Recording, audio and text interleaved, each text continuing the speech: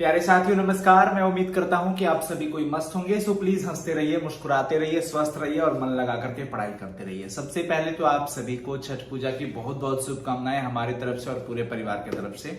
आपको और आपके परिवारजनों को भाई छठ पूजा की हार्दिक शुभकामना। इस वीडियो में मैं आपको बताने वाला हूं कि जो मैंने आपको निबंध के बारे में बताया था कि कौन कौन से निबंध आपके बोर्ड एग्जाम में पूछे जाएंगे और कुछ एक्स्ट्रा और भी निबंध का पीडीएफ आपको देना था।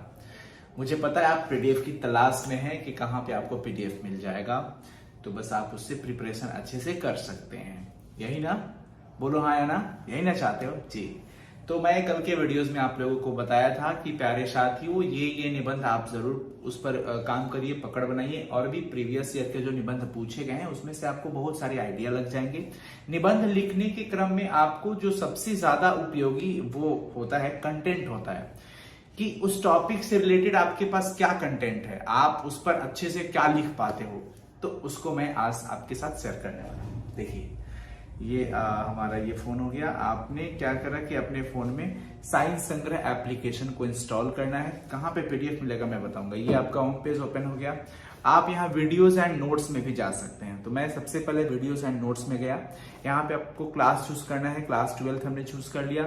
फिर यहाँ पे हिंदी व्याकरण का एक सब्जेक्ट मिलेगा, वहां पे जाना है और इसमें सबसे नीचे आपको चला जाना है निबंध। देखो यहाँ पे सबसे नीचे निबंध दिख रहा है, उसमें मैं क्लिक है, यहाँ पे पीडीएफ है, यहाँ पे ओपन कर लेना है, इसको क्लिक कर देना है। क्लिक करने पे देखिए ये पीडीएफ आपका ओपन हो गया। आप चाहें तो यहाँ पे क्लिक करके इसको ऐसे क्लिक करके आप देखिए कितने अच्छे से चाहे तो आप पढ़ सकते हैं ऐसे। मतलब ये स्किप हो गया, हाँ ऐसे आप आराम से ऐसे पढ़ाई कर सकते हैं इसमें। तो ये सारा का सारा पीडीएफ मैं आपको दे दिया हूं और यहां से आप क्लिक करके डाउनलोड भी कर सकते हैं। देखिए ये पूरा का पूरा पीडीएफ मैं निबंध का जो भी था पीडीएफ आप लोगों के लिए मैं दे रखा हूं। इसके अलावा आप और भी यहाँ पे है देख सकते हैं।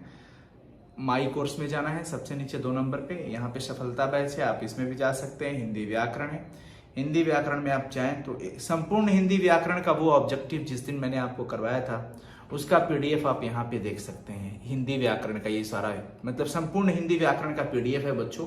अगर आप चाहो तो इसको पढ़ करके बेहतर ऑब्जेक्टिव पे पकड़ बना सकते हैं। मतलब क्लास 12 की ऑब्जेक्टिव अगर ग्रामर सेक्शन की बात करें तो आपको कोई परेशानी नहीं होगा। आप आसानी से इसे प्रिपरेशन कर सकते हैं और इसे फोन में डाउनलोड भी कर सकते हैं आप। हाँ, इसके अलावा मैं निबंध की बात कर रहा था, तो आप यहाँ पर भी सबसे नीचे लास्ट में जाकर के निबंध पर क्लिक करेंगे ना, तो यहाँ पर वो पीडीएफ ओपन हो जाएगा।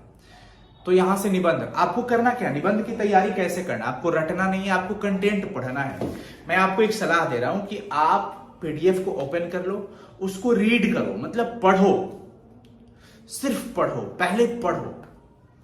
पढ़ने के बाद आप अपना कंटेंट भी जो उसके बारे में आप जानते हैं, जैसे पर्यावरण संरक्षण हो गया, शराब बंदी हो गया या नशा मुक्ति हो गया, जो भी टॉपिक है उस टॉपिक के बारे में पहले आपने कंटेंट पढ़ाई कर लिया। और कंटेंट पढ़ने के बाद आपको क्या करना है कि उसमें अपना भी कंटेंट ऐड करना है और उसको ऐड करके अब आपको लिखने की प्रैक्टिस करनी है। तब आप लिखना जब स्टार्ट करोगे तो आपको अशुद्धि पर भी फोकस करना है, क्योंकि आपको तो बेहतर करना है और बेहतर करने के लिए आपको हर एक पॉइंट पर फोकस करना पड़ेगा। तो मैं सिर्फ ये नहीं कहूंगा कि हाँ आप याद कर लो, रट जाओ और लिख डालो, लेकिन मैं आपको एक बहुत बड़ा बात बता रहा हूं कि भाई लिखते वक्त आपको ध्यान रखना है अशुद्धि कम से कम हो, क्योंकि लिटरेचर है, हिंदी साहित्य है और इसमें अशुद्धि ही बच्चों के मार्क्स की कटौती का कारण बन जाता है। लिखते सब हैं तो 2 ही मेन फैक्ट्स हो जाते हैं। एक तो हैंड राइटिंग का इश्यू कि अगर हैंड राइटिंग अगर आपकी अच्छी नहीं हो पा रही है तो जो कॉपी चेक करने वाले हैं वो अगर नहीं पढ़ पाएंगे तो वो काट कूट कर देते हैं या फिर मार्क्स कम कर देते हैं, आपके काट देते हैं।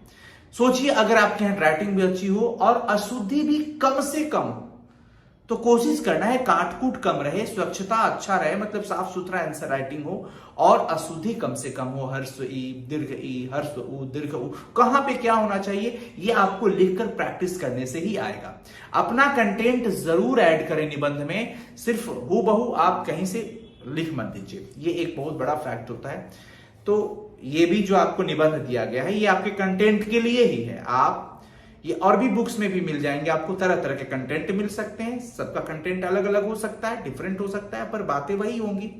जैसे दुर्गा पूजा है, तो दुर्गा पूजा के बारे में आपने पढ़ लिया कि हाँ ये क्यों मनाया जाता है, कब मनाया जाता है, कब का समय होता है, क्या होता है। जैसे आप भी उसके बारे में ऑलरेडी जानते हो, आप अपना अनुभव भी उसमें शेयर कर सकते हो कि हाँ भाई आप दुर्गा पूजा को किस रूप में देखे हैं, क्या जो भी आपके पास कंटेंट है आप मतलब उचित तरीकों से स्टेप वाइज, मतलब कुछ भी नहीं लिख देना है और सिर्फ लिखना ही नहीं है, उसका स्टेप ध्यान रखना है।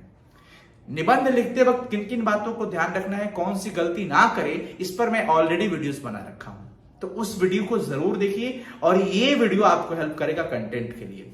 तो निबंध का पीडीएफ अपलोड हो चुका है, तो आप सभी कोई से विनम्र अनुरोध है कि आप इस एप्लीकेशन को इंस्टॉल कर लीजिएगा। अगर आपके फोन में नहीं होगा तो इंस्टॉल करने के बाद आप उसको जरूर देखिए, डाउनलोड कर लीजिए अपने एप्लीकेशन के अंदर, उसको रोज सुबह सुबह पढ़ते रहिए। मतलब एक टाइम टेबल बना लीजिए कि आपको कब कौन सा पढ़ना है, और मैं श्योर कह रहा हूं कि बहुत ही मजा आ जाएगा, बहुत ही मजा आ जाएगा बच्चों। इसके अलावा वो जो मैं हिंदी व्याकरण के जो करीब 400 से अधिक के ऑब्जेक्टिव हम लोगों ने करा था, उसका ऑब्जेक्टिव का आंसर के साथ पीडीएफ में ऑलरेडी अपलोड कर चुका हूं, तो आप उसको भी कंप्लीट करना मेरे भैया, क्योंकि आपके हिंदी विषय में अच्छा मार्क्स लाना है। वैसे तो सारे सब्जेक्ट में बेहतर मार्क्स लाना है, तो बेहतर मार्क्स लाने के लिए आपको बेहतर तरीके से पढ़ना पड़ेगा, मेहनत करना पड़ेगा और प्रैक्टिस करना पड़ेगा। तो अभी से आंसर राइटिंग स्टार्ट कर देना होगा, मेरी मानो तो अभी से आंसर राइटिंग स्टार्ट कर देना और मजे से प्रिपरेशन में लग जाओ।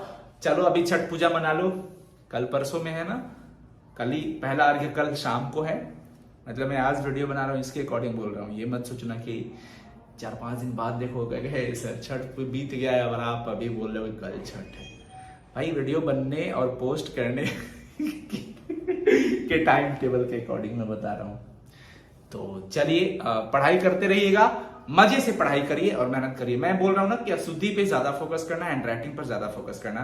धन्यवाद, थैंक यू सो मच। अपना स्नेह ऐसे ही बनाए रखें और बराबर आपको वीडियोस मिलते रहेंगे। नमस्कार, शुभ दिन हो आपका।